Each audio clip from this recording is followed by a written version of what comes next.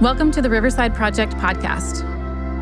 We are mobilizing Houston to empower families and transform generations.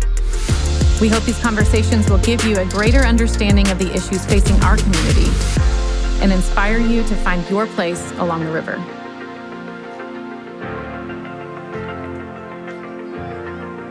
Today we have Jason Johnson joining us. Jason is a speaker, a writer, former pastor, and church planter. He's also the Director of Church Engagement and Mobilization at the Christian Alliance for Orphans. Jason, thanks for being with us today. Oh, great to be here. Well, let's start off by you telling us a little bit about who you are, what you do, what you get to do every day. Yeah.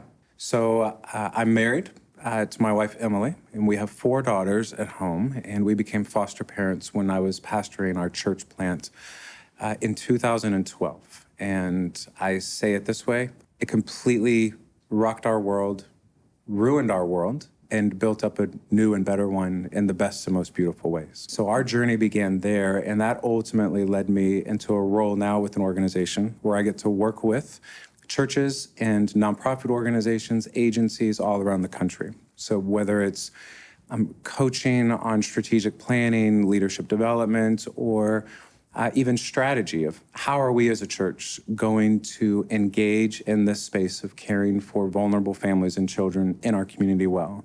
How are we as an organization going to do that? And then collectively together, how are we going to do that together in collaboration and in partnership with one another?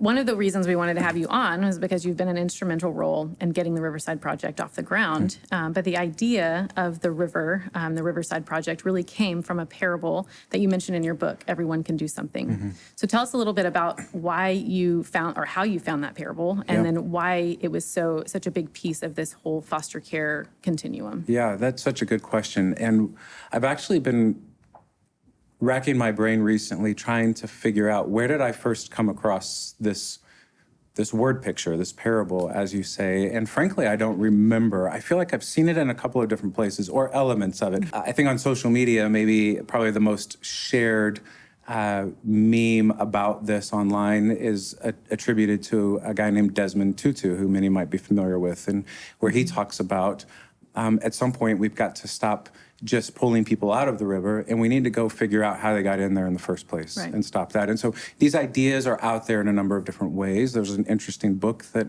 I know that you both of you and I have read called Upstream that really speaks about this.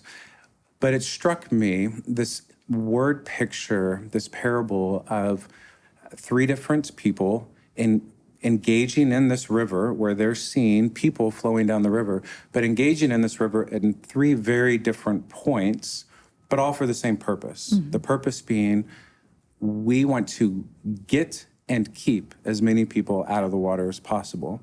And so the first guy jumping in the middle, because there's people flowing by him, and there's a crisis right in front of him, and it's right and necessary for us to say, there's a problem right in front of us. Somebody needs to do something. Right.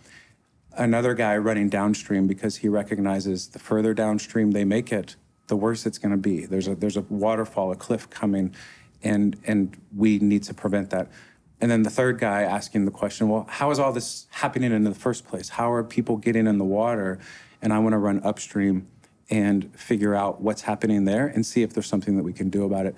And I just came across this idea and thought, if that's it. That's really it. And personally, to be honest, so much of our early journey in the foster care space was fairly isolated to this midstream perspective. And that's okay.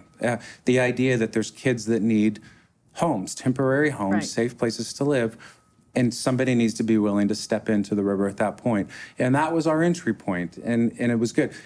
And then immediately we began to become aware of the fact that while we stepped into this story at a particular point, there is so much more to this story before it and after it. And I just felt like this word picture, this parable, really illustrates it well. And every time that we have talked about it, every time we've posted something, the video that we created, everyone that watches it essentially comes back and says, this is it. Yeah. This is what I see, not just in a parable picture, but this is what I see happening in our city every single day. Whether I work with an agency, or I'm a foster parent, or I work at a group home, or I work in poverty, or I work in an anti-trafficking movement, Yeah. it's all there along the river, and it gives people those connection points. This is something that is not an isolated issue. Foster care, as we talk about a lot, is not an isolated problem. It's intricately connected to many different social issues. And so all of the people in foster care can do their thing, but we also have to recognize how it connects to those other things. And if if we miss the connections, we never make long-term sustainable change. Yeah, I think you're absolutely right. And the number of aha moments that have happened as we've shared this word picture, you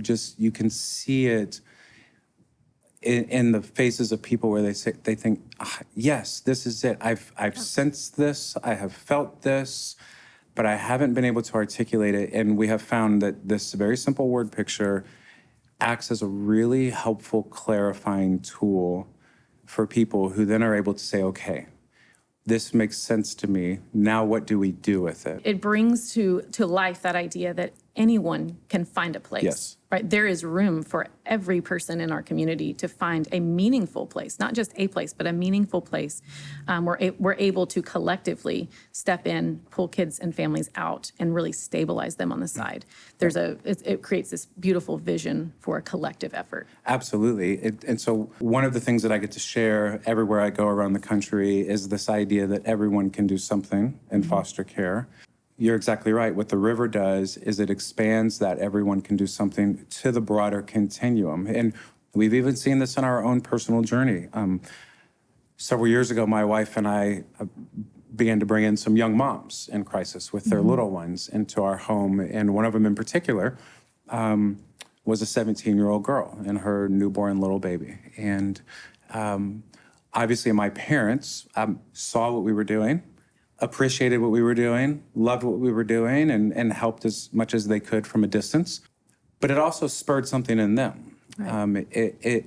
And what it spurred in them was not, oh, you know what, Jason and Emily are bringing in a teenage girl in foster care and her little baby. I guess that means we should too. No, what it actually spurred in my mom in particular was, there's a young mom in crisis, and I want to look around my city in Dallas, where she lives, and find places and people that are serving young moms in crisis, and I want to go partner with what they're doing.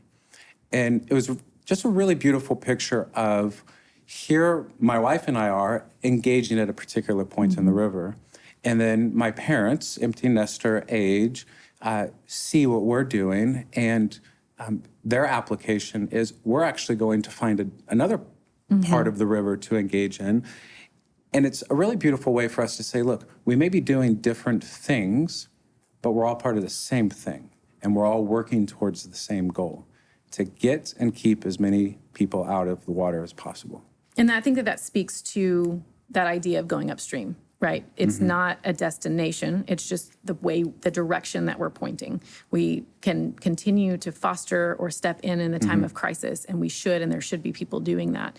But what if we could always kind of have that mindset of what got them here, and how do we put a stop to that so that we don't end up in this situation next time?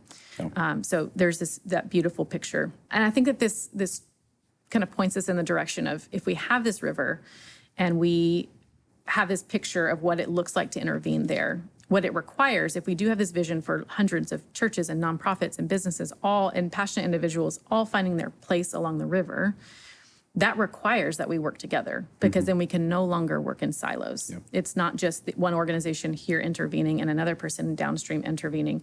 If we actually know who's along the river and how we can share resources and do it collectively, then we really get to maximize our impact. And so I want to talk to you a little bit about, why is collaboration such an integral part of that equation, and what's the secret sauce in creating that in an urban context like Houston? Yeah. Why is collaboration so important in the secret sauce? I think primarily because it exponentially multiplies impact, that we can do more together than we ever could on our own. That my best efforts individually might get us to a C+, but collectively, and if we were doing a group project, in high school, a science project, let's say, trust me, my best efforts in that science class would get us to a C, C plus, maybe.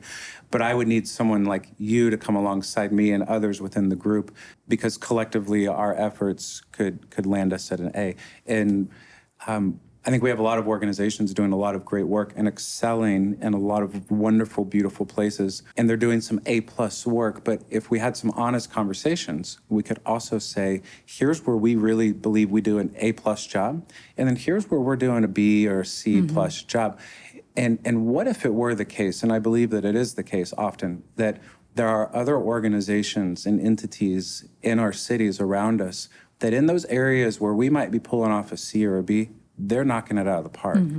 And for us to collectively come together, and so often in collaboration, we tend to lead with the question, what should we do together? Right. Let's get in a room and talk about some things we can do together. And we like to suggest an alternative leading question when it comes to collaboration. Rather than what should we do together, maybe the first question should be, hey, now that we're together, what should I stop doing? What am I doing a C-plus job at that you're doing an A-plus job at? And maybe that frees me up from the burden of trying or feeling the need to do that. And I'm going to lean into your expertise, and we're going to collaborate together. And all that that's going to do is multiply our impact, because we'll be more efficient, we'll be more coordinated, we'll be less burdened with things that maybe aren't in our specialty or aren't in the area of primary focus, and we'll be able to really be focused on those things that are most important for us to do. That requires a lot. Yes. And it's not something we see every day. Very right? easy to say, yes. So what does it require? Yeah. How do we get there? I get to work with a guy who reminds me of this often. I hear him say it in different contexts, and every time I hear him say it, I think, yes, it's so true and it's so right. He says it this way. He says, organizations don't collaborate with one another. People do. So an agency and an agency, or a church and an organization, or a government office and a church, these entities don't collaborate with each other. People do. Yeah. And people represent those entities and those churches and those organizations. But people, human relationships is what forges collaboration. And at the heart of that is trust, is relational trust. And so often our organizations tend to get together. We lead with the question, what should we do with one another? We come up with a service project or an activity or an event that we'll do together, or we theorize about what it might look like if we were unified. And then just spin there. Yeah, and then we spin there, and then we're like, oh, guys, I got to get back to the office. And then we all go back to our offices, and we do our own thing.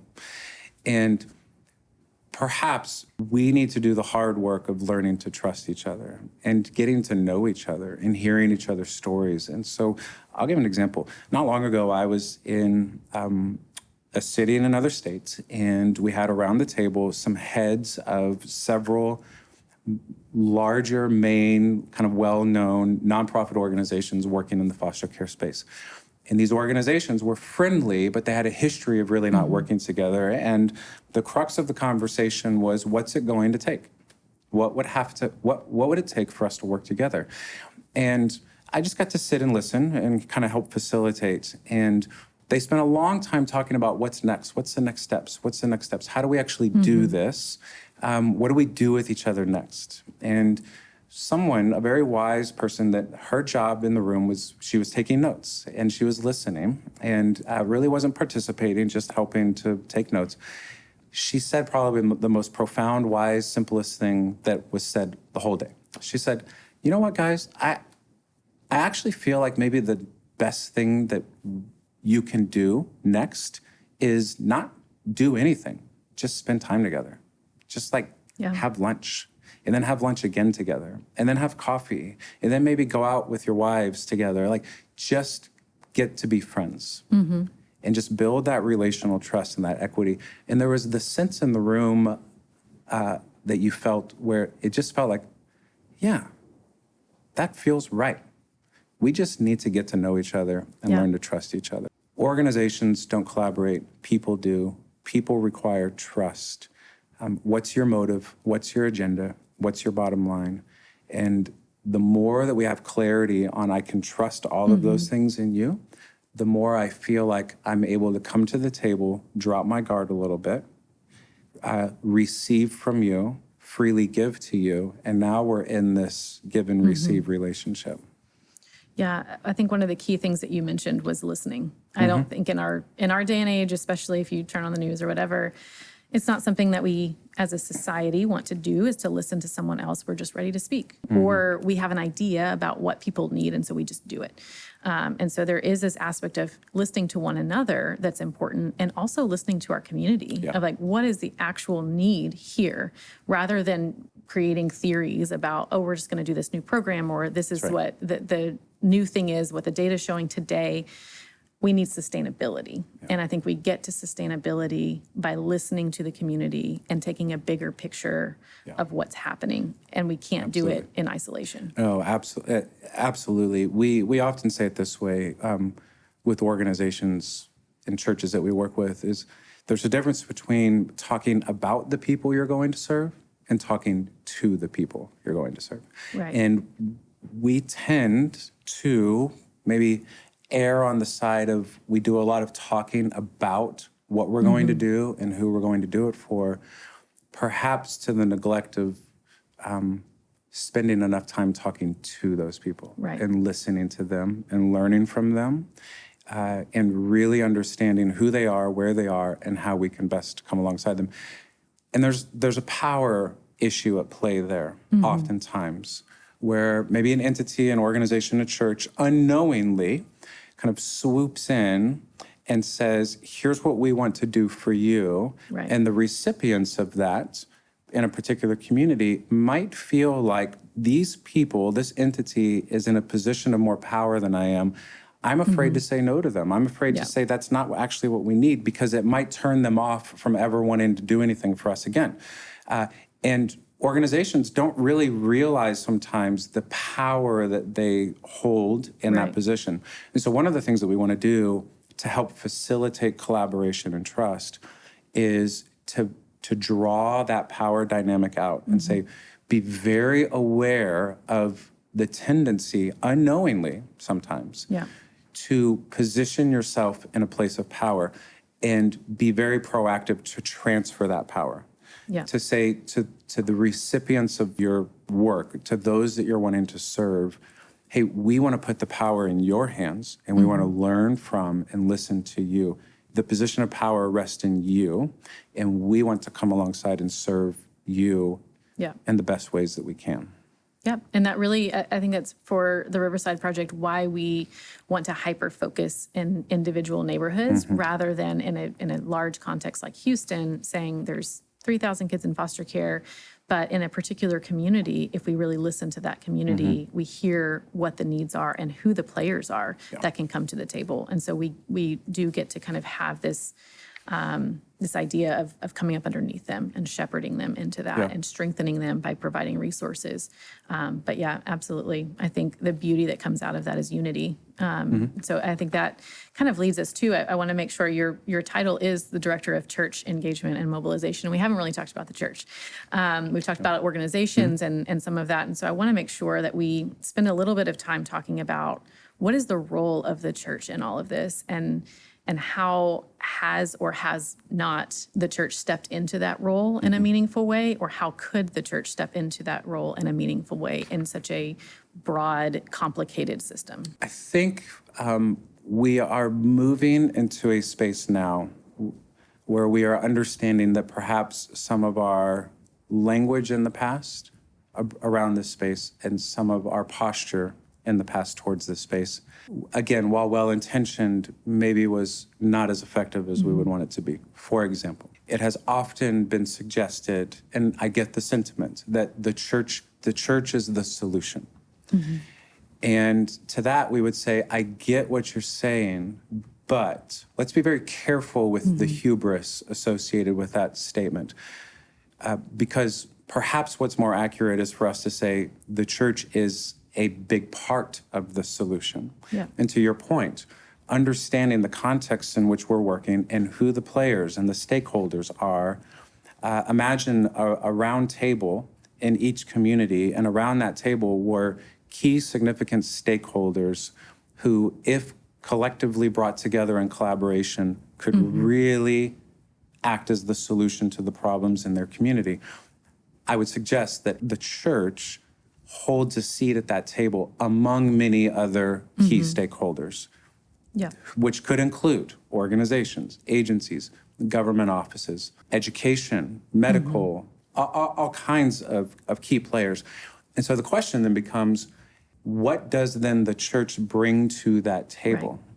And what we would bring to that table, I would suggest first, is a belief in a God who's able to take really hard, difficult, broken things and bring restoration and renewal. And we are participating with him in the renewal of all things. That's Right. our life. That's our hope.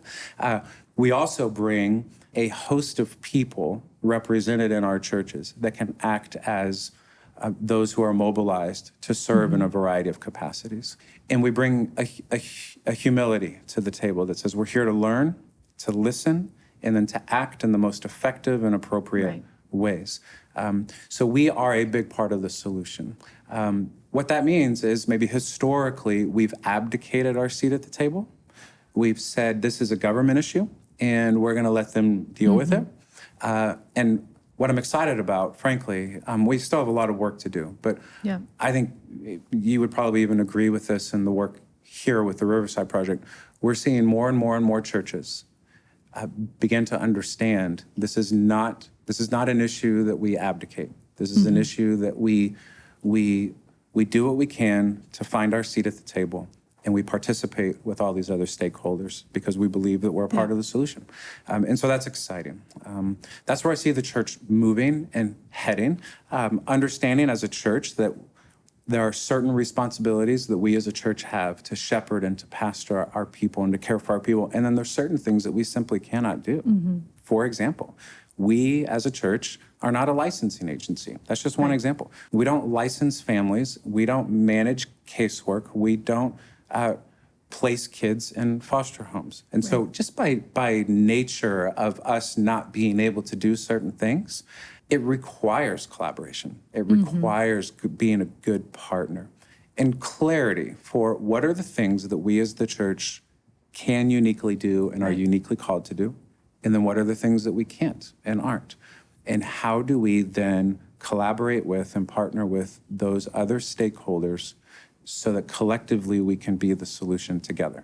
And I think going back to the idea of the river, one of the things that we talk about a lot, especially with the church, because I think sometimes there is this idea, or maybe it's just a reputation, that in order to engage the river, we can just kind of pull people out and not get in. And that is something I have seen. I'm seeing a shift in a positive way, where we're able to give real handles for how we step into that and how the church can step into it. But I do think it does take this element of helping people to understand and churches to understand that we don't fish people out of the river. Right. There is this element of going towards what is uncomfortable sometimes, and coming out of that insulated kind of circle of comfort and stepping into that. And I know, none of us want to be uncomfortable. Right, yeah. But if we're going to see our city change, if we're going to see these things happen together, we all kind of have that responsibility to move, because that's how God moved towards us. Yeah. Oh, 100%. And now you're starting to step on some toes a little bit when you talk about my need for comfort and convenience, because we all feel that. We It's all not feel that that, I'm saying that I don't. No, I just really want to jump in the river because it's super fun and it's what we have to do. Exactly. We all feel and you're hitting averse to it. Yeah, and you're hitting such an important point. Is there's no rose-colored lenses in this.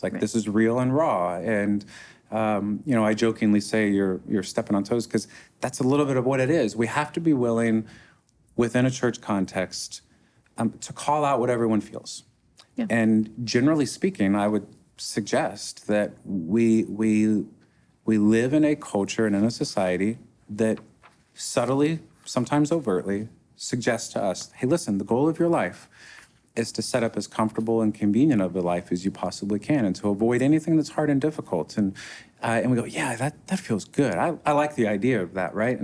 And then now what we're suggesting is actually, what if we actually became the kind of people that lived a completely flipped narrative, and we actually we saw and we moved towards these different places along the river. And one of my favorite writers, a guy named Henry Nouwen, talks about compassion and how sometimes we tend to see compassion as pity, like, oh, I feel bad for you. I'm going to throw you some breadcrumbs. And he says that's not the essence of compassion at all. He says, in fact, compassion is, and I'll try not to butcher his words, is seeking out those places where suffering is most acute and building a home there.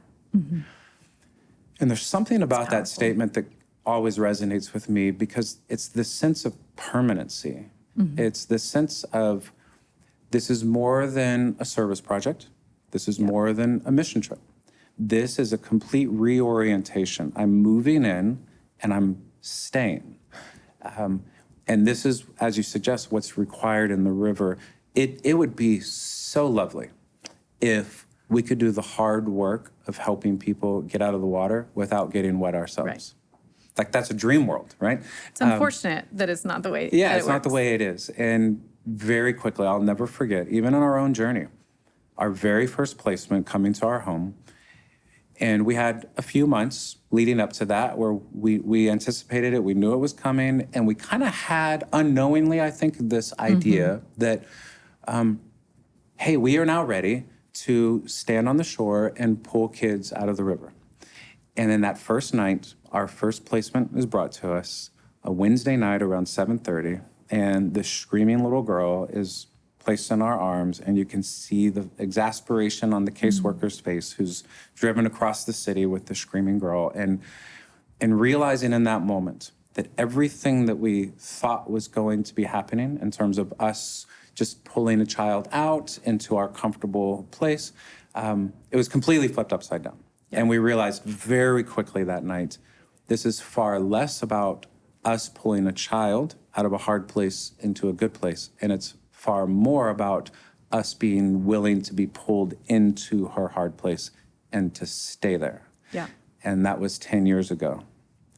And I don't think we've ever gotten out of there, Yep. because There's no exit ramp for There is that. no. You build There's a home not. there, and as my father-in-law says about his house, you're going to bury me in the backyard. I'm not moving, right? Like, this is it. And you know very well, and so do others listening, that once you get pulled in, that's it. Yep. Yeah. And we need it. The Yeah. kids in our city who are vulnerable, the families in our city who Yes. are vulnerable, they don't need, like you said, the service project, the one time, the one day, the one thing. Right. They need people. They need communities who are not going anywhere. And it's right. hard and it's messy. So as we get to the end of our time, I want to ask the question, if there's someone who's listening who wants to get involved in some way, maybe they're an educator, or maybe they work for an agency, or maybe they're thinking about foster care, or I can't foster, but maybe I want to support a foster family. I want to do something. I want to find my place.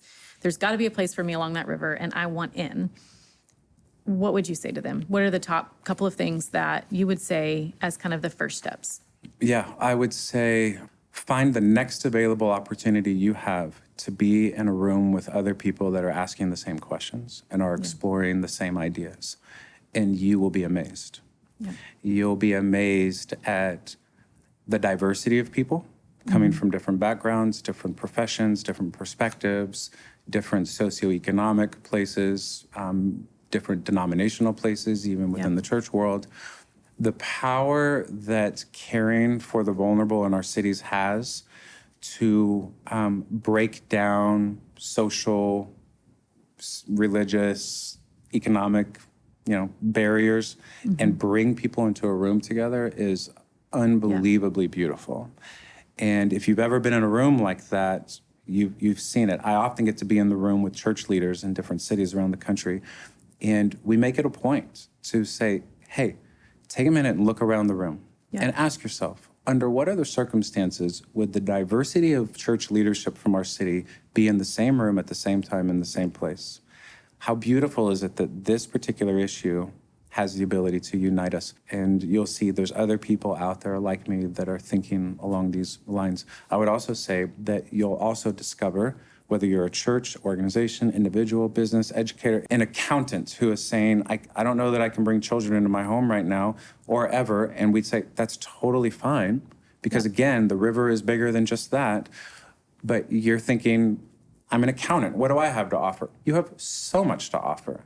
You know, this space needs your brain. And so what you'll find is all different expertises and backgrounds, and the power of your contribution is exponentially multiplied, again, because of what we just said about collaboration, that I bring what little I bring to the table, and it's matched with all the other little things that other people bring to the table, and collectively it's so much more together. And so oftentimes people see the big, hard problem, and we just kind of made it like bigger and harder. Like, hey, there's a foster care crisis. Oh, but also there's a whole bunch of other stuff around it. And we go, oh, well, thanks for that, right? But what the Riverside Project does is it says, yeah, the problem is big, and it's probably far bigger than we could ever even quantify. But when we come together, it doesn't make the problem smaller, but it makes our contribution feel that much more significant and bigger because we're doing it together. We say as a staff, and we've said for, I guess, almost 4 years since we started, we are limited in the amount of time we have. I have 4 kids. I don't know what I'm doing here half the time. We're limited in terms of resources. We're limited in so many different ways. And yet there's the idea of bringing our basket, you know, in the Gospels when Jesus fed the 5,000, right? He didn't ask them to feed the 5,000 alone. He said, just bring your basket. I know what's in it is limited, and that's fine. And so I think for every person out there, it's not fix all these issues or single-handedly be the person leading the charge, but bring your basket. Bring the limited amount that you have to steward, and he multiplies. And we've seen that before our very eyes over and over again. And you've done that. I think in your family, you see that multiplication happening, even though it's hard.